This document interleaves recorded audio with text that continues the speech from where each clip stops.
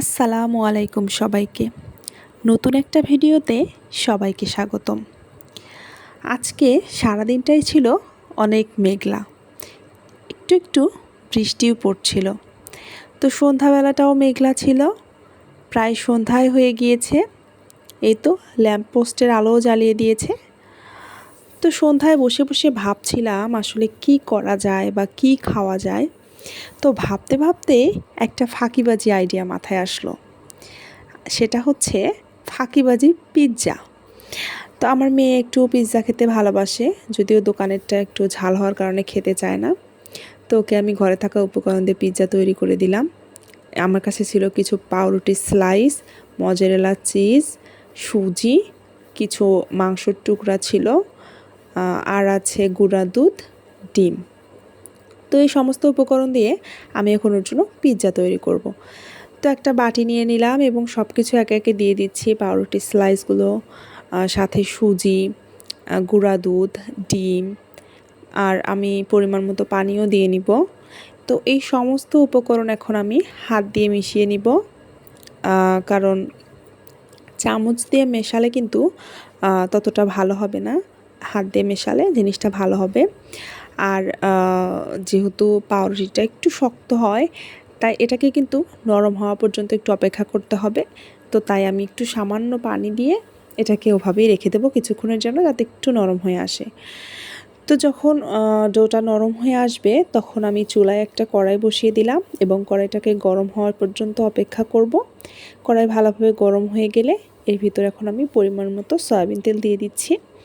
তো খুব বেশি পরিমাণ তেল দিব না, অল্পই দিব, এবং তেলটাকে আমি চারপাশে ছড়িয়ে দিচ্ছি, এতে করে ডোটা দিতে সুবিধা হবে। তো তেলটা যখন গরম হয়ে আসবে তখন আমি এখন ডোটা ঢেলে দিচ্ছি। ডোটাকে একটু পাতলা করে দিচ্ছি, এতে করে আর কি তাড়াতাড়ি সিদ্ধও হবে আর দেখতেও একটু পিৎজার মতো হবে। তো ডোটাকে ছড়িয়ে দিলাম। এই তো ডোয়ের আমার এক পিঠটা হয়ে গিয়েছে, তাই আমি উল্টে নিচ্ছি। দেখুন কেমন সুন্দরভাবে রান্না হয়েছে একটা পিঠ, এবং দেখতে কিন্তু প্রায় একটু ডিম ভাজির মতোই লাগছে, খুব ভালো লাগছে দেখতে। তো তারপর আমি এখন এর উপরে বাকি জিনিসগুলো দিব। আমি প্রথমে একটু টমেটো সস দিয়ে নিব এবং সসগুলোকে চারপাশে সুন্দর করে ছড়িয়ে দিব, এতে করে আর কি ডোটার গায়ে যখন সসগুলো লেগে থাকবে খেতে ভালো লাগবে। তো সসটাকে আর কি ছড়িয়ে দেওয়া হয়ে গেলে এর উপরে আমি এখন আমার বাকি জিনিসগুলো দিয়ে দিব। তো আমি এখানে টপিংস হিসেবে তো মুরগির মাংসই ব্যবহার করব শুধু। চাইলে কিন্তু পেঁয়াজ কুচি, ক্যাপসিকাম, টমেটো, আরও অন্যান্য অনেক কিছুই পিৎজাতে যেমন দেওয়া যায় এটাতেও দেওয়া যাবে, কোনো সমস্যা নেই। তো আমি শুধু আজকে মুরগির মাংসই দিচ্ছি, আমার কাছে মুরগির মাংসই ছিল। তো সেগুলো সুন্দর করে এখন আমি ছড়িয়ে দিচ্ছি, একটু ভালো করেই ছড়িয়ে দিব, তাহলে আর কি খেতে ভালো লাগবে। তো ভালোভাবে ছড়িয়ে দেওয়া হয়ে গেলে আমি এখন এর ভিতরে দিয়ে দিব যে চিজগুলো আমি গ্রেট করে রেখেছিলাম, আমার মজারেলা চিজ, সেটাই এখন আমি এর উপরে দিয়ে দিব। আসলে আমি চিজগুলো অনেকক্ষণ আগেই গ্রেট করে রেখেছিলাম, মানে একটু আগেই গ্রেট করে রেখেছিলাম, যার কারণে আমার চিজগুলো একটু গলে গলে গিয়েছে। তো আমি তারপরেও এখন ওরকমই আমার চিজগুলো দিয়ে নিব। তো চিজগুলো এখন আমি দিয়ে দিচ্ছি। একটু একটার সঙ্গে একটা একটু লেগে লেগে গেছে যদিও, তাতে অবশ্য কোনো সমস্যা নেই। তো আমি এখন চিজটাকে সবখানে ছড়িয়ে দিচ্ছি। চিজটাকে আমি ভালোভাবে ছড়িয়ে দিচ্ছি যাতে সবখানে একটু হয়। তো চিজটা ভালোভাবে ছড়িয়ে দেওয়া হয়ে গেলে কিন্তু এর উপর আমি এখন আমার কড়াইয়ের ঢাকনাটা দিয়ে দিব। তাতে যেটা হবে চিজটা আর কি আস্তে আস্তে গলে আসবে। তো এ পর্যায়ে কিন্তু চুলার জালটা একদমই লো করে দিতে হবে, কারণ মজারেলা চিজ দেওয়ার পর চুলার জাল যদি বেশি হয় তাহলে কিন্তু চিজ শক্ত হয়ে যাবে, খেতে পারবো না। তো কিছুক্ষণ পর আমি ঢাকনাটা খুলে দেখছি যে আসলে কেমন হয়েছে। দেখলাম যে প্রায় চিজটা গলেই এসেছে। তো আমি তারপরে আবার একটু ঢাকনা দিয়ে দিব। এ পর্যায়ে আমি চুলার জালটা প্রায় বন্ধ করে দিব। তো আমি আবার একটু ঢাকনা দিয়ে দিচ্ছি জাস্ট আরেকটু গলার জন্য। তো ফাইনালি আমি ঢাকনা খুলে নিলাম এবং আমার পিৎজা রেডি। আমি এখন আমার পিৎজাটাকে একটা প্লেটে তুলে নিচ্ছি। এটাকে এখন আমি চাকু দিয়ে কেটে নিব এবং আমার মেয়েকে সার্ভ করে দিব। তো আমি প্লেট এবং চাকু নিয়ে আমার মেয়ের কাছে চলে গেলাম ওকে কেটে দেওয়ার জন্য। তো ফাইনালি আমি চাকু দিয়ে কেটে নিয়েছি। খুব ছোট করে কাটিনি, একটু বড়ই রেখেছি আমি আর আমার মেয়ে, যেহেতু খাবো আমরা দুজন, তো 4 পিস করে নিয়েছি।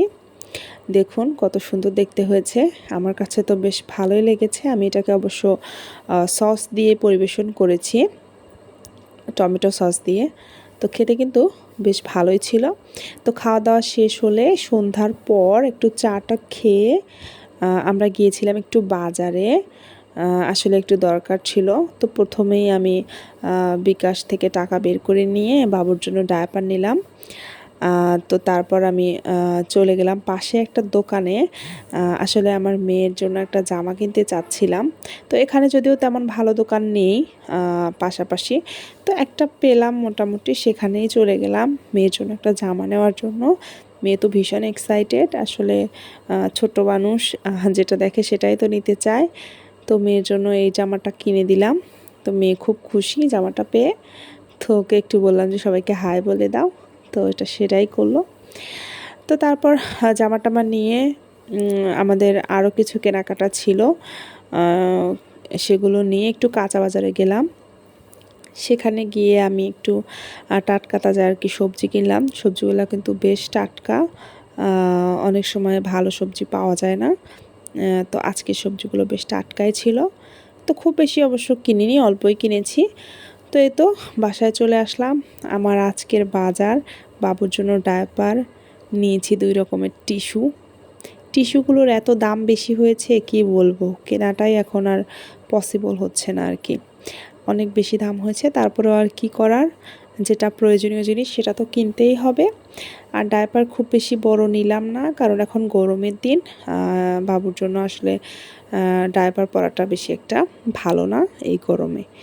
তো সবজির ভিতরে শুধু আমি পটল আর ঢেঁড়সই নিলাম। ফলের মধ্যে নিয়ে নিলাম কলা, মালটা, আঙুর এবং আম। যদিও বাজারে আজকেই প্রথম আমি আম দেখলাম, এর জন্য আমের যে পরিমাণ দাম আসলে কিনে খাওয়া অনেক কঠিন। তো যাই হোক, আজ এ পর্যন্তই। ভিডিওটা যদি ভালো লেগে থাকে তাহলে একটা লাইক দিয়ে দিবেন এবং আমার চ্যানেলটা সাবস্ক্রাইব করে পাশে থাকবেন। সবাই খুব ভালো থাকবেন, সুস্থ থাকবেন। আল্লাহ হাফেজ।